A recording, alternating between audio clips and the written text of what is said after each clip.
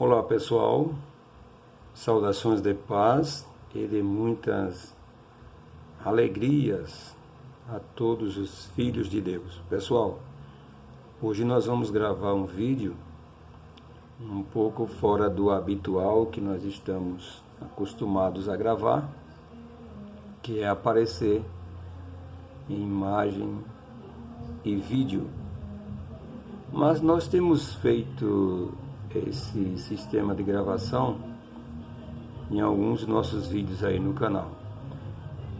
E o assunto de hoje, pessoal, ele já vem sido comentado em outros vídeos, mas hoje a gente quer dar um pouco mais de clareza que esse assunto merece. Confesso que não é um assunto fácil de se gravar. Eu não tenho nenhum vínculo com nenhuma igreja, nenhuma denominação, mas eu tenho responsabilidade. Então eu sei do que isso pode provocar na fé e no psicológico de algumas pessoas que forem no futuro ver este vídeo. Mas dado as circunstâncias e a alarmante,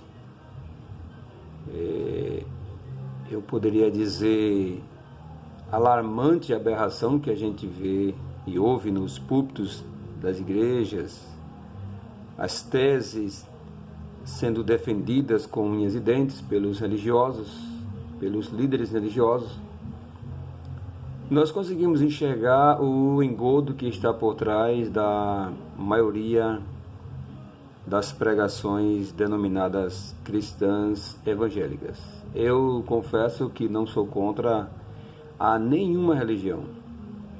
Hoje eu desenvolvo a minha espiritualidade sem religião. É possível, é mais difícil, pelo contexto a que chegamos, mas acredito ser a maneira mais correta. Até porque eu tenho um amparo, quando eu falo disso, no próprio Deus, no próprio Jesus, que não inaugurou, nem criou nenhuma religião, nunca fundou nenhuma igreja com nenhum nome, nenhuma denominação, nem ele, nem Paulo, nem os apóstolos. Então eu não estou muito longe da realidade, eu estou dentro da realidade, dentro do conceito da espiritualidade, que é o desenvolvimento dela sem religião. Posteriormente, os homens criaram mais inúmeras religiões que nós vemos hoje, chamadas de religiões organizadas, com seus dogmas, seus credos, suas bizarrices, que está chegando num ponto limite hoje, né? Tanta bizarrice, tanta aberração, e tanto engodo, tantas pessoas enganando outras pessoas.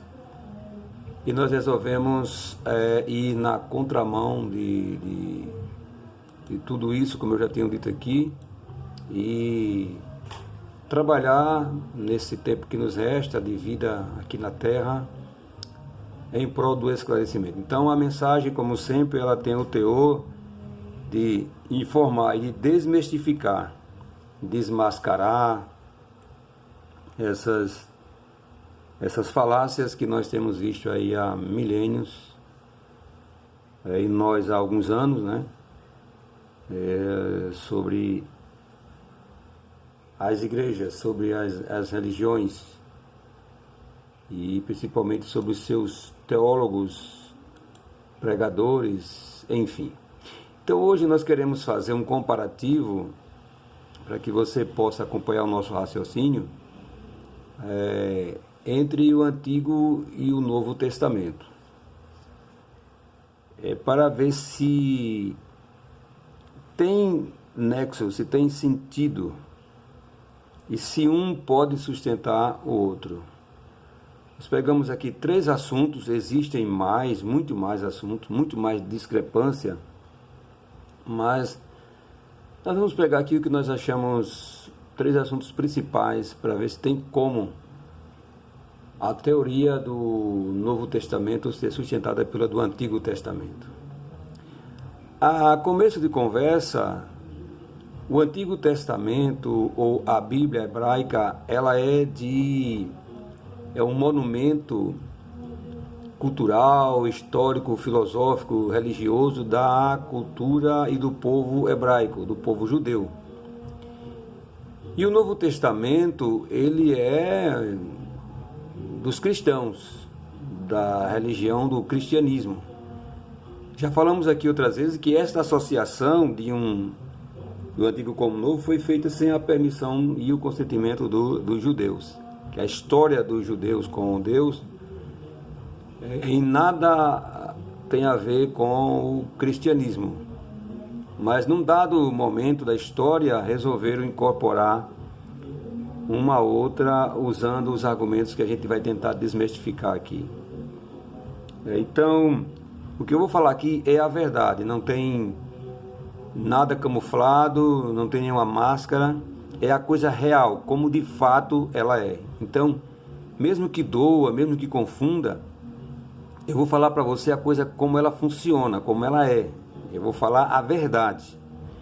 Então, se você gosta da verdade, se você diz que a verdade liberta, se você lê isso, se você crê nisso, então acredito que você não vai estranhar muito e não vai se sentir mal quando ouvir e ver estas verdades. Nós pedimos desculpas pela falta de recurso para poder fazer um estudo mais elaborado, tanto recurso financeiro como recurso didático, linguístico, enfim. Então, vamos nos comunicar com aquilo que a gente tem disponível, né? Com o conhecimento que a gente tem disponível. Ok, primeiro aqui, ó, Antigo Testamento ou Bíblia Hebraica. Então essa Bíblia aqui é dos judeus e aqui o Novo Testamento ou Bíblia Cristã, ela é a Bíblia dos cristãos ou a Bíblia do cristianismo, da religião do cristianismo, que envolve aqui a Igreja Católica e todos os protestantes e evangélicos. Eu vou pegar aqui alguns conceitos para ver se tem fundamento e para ver se tem nexo entre o Antigo e o Novo Testamento. Primeira coisa aqui, destinação dos mortos. Como é que ela está aqui no Antigo Testamento? Os mortos no Antigo Testamento, eles iam para o Sheol, essa palavrinha aqui, que significa sepultura, habitação dos mortos, todas as almas, inclusive dos animais. Então, para o judeu, Sheol significa sepultura, habitação dos mortos. Esta palavra permeia todo o Antigo Testamento, que foi traduzido para o Novo Testamento ou a Bíblia cristã como inferno. Então eles pegaram esta palavra aqui, Sheol, que significa sepultura, e traduziram para a Septuaginta ou a Bíblia que você tem hoje aí, em português, pela palavra inferno, que ela é do latim. Então, se no Antigo Testamento Sheol significa sepultura, quando foi traduzida, ela recebeu esse nome de inferno e também mudou o sentido. É uma tradução mal sucedida da palavra hebraica Sheol, que significa habitação, e hoje ela significa habitação dos mortos, castigo e sofrimento eterno, preparado para o diabo, seus anjos e todos os que não confessam a fé cristã. Então observe uma coisa, da palavra Sheol, que é sepultura no hebraico, eles traduziram para inferno e mudaram também o sentido. Se aqui a palavra Sheol significa apenas sepultura, aqui a palavra inferno, tradução da palavra Sheol, o sentido foi ampliado. Ela significa para os cristãos a habitação dos mortos, castigo e sofrimento eterno, preparado para o diabo, seus anjos e todos que não confessam a fé cristã. Então a gente já vê aqui uma aberrante modificação somente pela tradução.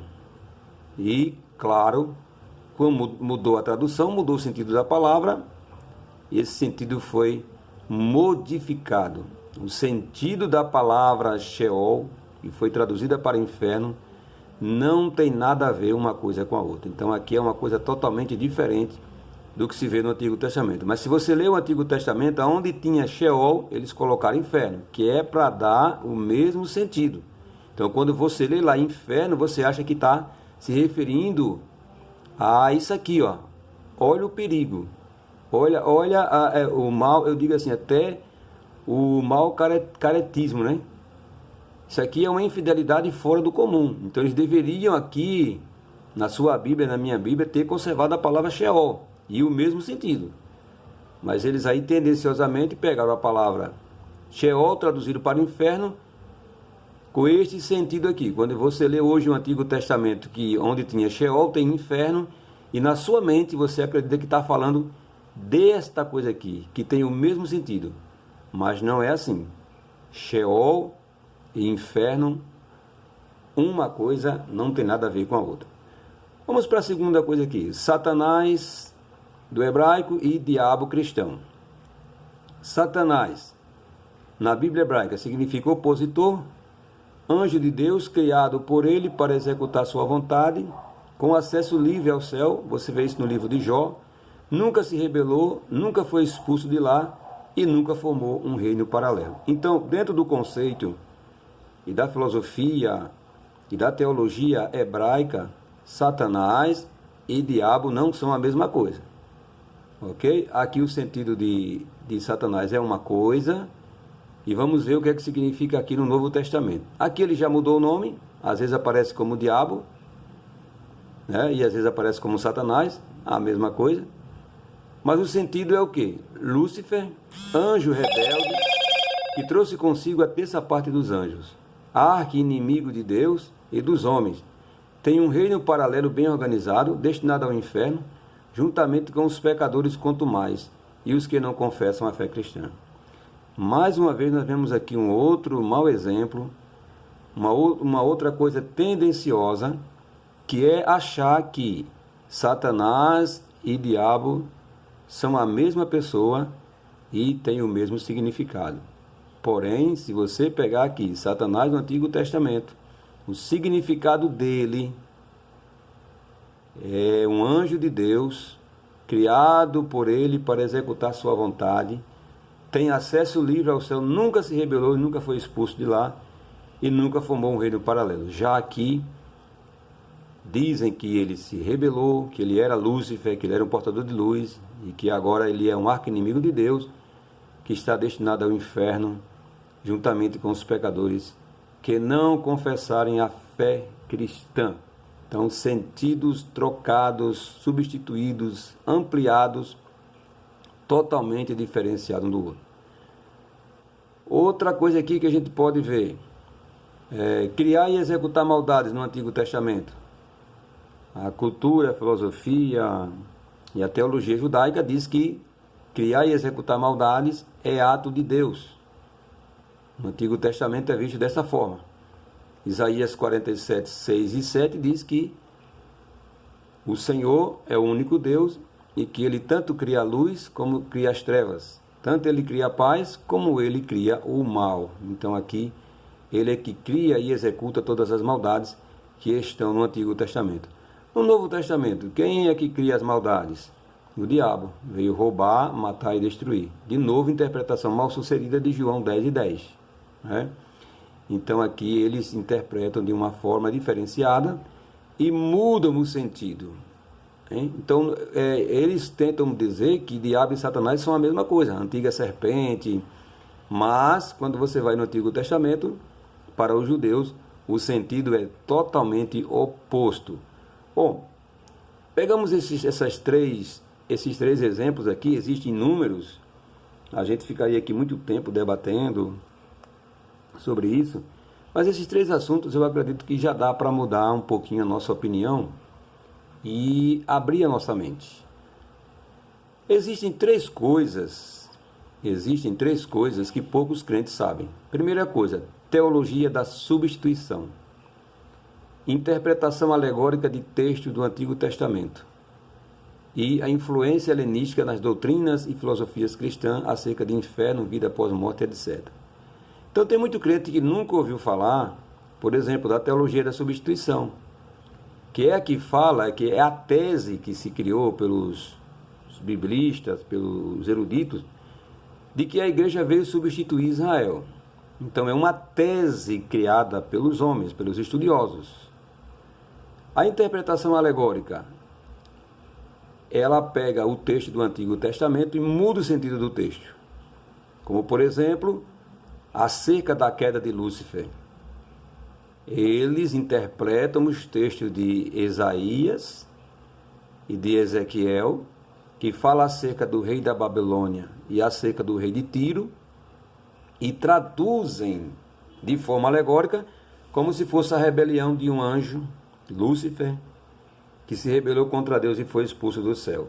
Porém, na cultura, na teologia hebraica, os textos ali são linguagem figurada para se tratar de profecias acerca de reinos e reinados humanos que queriam se ostentar como deuses. Nós temos aí vídeo no canal explicando isso. A influência helenística nas doutrinas e filosofias cristãs acerca do inferno, vida após morte. Então, com o passar do tempo, a Bíblia foi escrita no grego, e sofreu forte influência filosófica para se formar um conceito de vida após morte e de inferno. Então, o conceito que se tem de inferno hoje, vida após morte, ele é um conceito plagiado e ampliado do conceito grego sobre estas coisas. Tá bom? Então, vamos lá.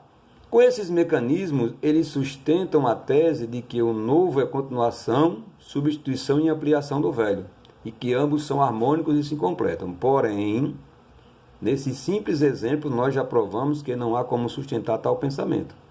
Não há como se ter harmonia, porque a cultura e filosofia judaica é totalmente diferente da cristã. Logo, eu não posso associar uma à outra, a não ser pelo método alegórico, tirando o sentido original e ampliando o conceito antigo, introduzindo conceitos de outras culturas, fazendo uma adaptação. E foi exatamente isso que aconteceu. Então tudo que você vê hoje no Novo Testamento é uma adaptação, fruto de uma interpretação mal sucedida, alegórica, do Antigo Testamento, para sustentar a tese da harmonia, da continuidade e da substituição. Bom, mas resumindo, se aqui no Antigo Testamento não existe anjo caído, rebelião, obviamente não existe Satanás, diabo, inimigo de Deus. Bom, se para o Antigo Testamento nunca houve rebelião, nunca houve um anjo que caiu, nunca houve um anjo que quis tomar o trono de Deus, e nunca houve uma expulsão, porque é assim que os judeus veem, nunca houve, então não existe Satanás, não existe diabo e não existe inimigo de Deus. Esta é a visão do judeu, que nunca aconteceu isso. Agora, a visão de que aconteceu é do Novo Testamento, interpretando de forma tendenciosa lá o Antigo Testamento. Bom, então, não existe. Se eles querem sustentar essa tese pelo Antigo Testamento, ela está desfeita. Ela não existe. Ou seja, nunca existiu o anjo caído, nunca existiu rebelião, não existe Satanás, não existe diabo como inimigo de Deus. Se não existe diabo ou Satanás, não existe inferno. Por quê? Porque, segundo a teoria cristã, o inferno foi criado para ele e por causa dele. Ora, se não existiu rebelião, se não existe diabo, obviamente não existe inferno. Por quê? Só existiria inferno se existisse diabo, e só existiria diabo se tivesse existido rebelião. Como não existiu rebelião e não existiu, segundo a Bíblia judaica, que é lá onde o cristianismo tenta se apoiar, se não existiu rebelião, se não existe diabo, não existe inferno. Porque para existir inferno, eles têm que sustentar que existiu rebelião, que existiu um anjo caído e que existiu ou que existe diabo e Satanás como inimigo de Deus. Porém, o hebraico do Antigo Testamento não existe essas coisas, obviamente a tese e a teoria cristã, ela cai por terra com esta revelação. Se não existe inferno, não existe um lugar para onde vão os pecadores. Óbvio, claro, é assim que a gente deduz. Então dá para perceber que tudo foi criado, tudo foi engendrado, tudo foi montado, tudo foi arquitetado para que se creia da forma que se crê hoje. Só que quando você está lendo, você já pega a coisa pronta. Você não se preocupa em pesquisar. E é por isso que muita gente vem sendo enganado aí durante a sua vida inteira e vai continuar sendo enganado, porque nem os fatos convencem os fanáticos, as pessoas que são tipo torcedoras religiosas, né? Aquelas que vibram, que dão a vida por aquilo, até mesmo por uma ilusão. E o meu intuito aqui não é convencer pessoas, é tentar informar, enfim, eu já estou convencido pela verdade.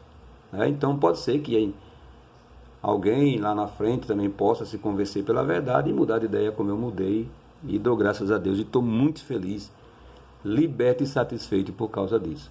Agora, só nos resta saber em qual Bíblia acreditar, a dos judeus ou a dos cristãos com suas teorias. Aí você vai decidir se você continua acreditando na Bíblia cristã, com suas teses sobre vida após morte, inferno, diabo, satanás, rebelião, ou se você vai acreditar na Bíblia hebraica. Eu já fiz um comparativo entre as duas e a minha fé está sustentada unicamente no Deus que eu descobri pesquisando, me informando. Que você possa absorver bem, que você possa tratar bem desse assunto e que Deus, pelo seu Espírito, que está presente em você, possa lhe esclarecer para você ser um livre pensador e para sair das garras do sistema e desenvolver a sua espiritualidade sem religião. Muito obrigado, até a próxima.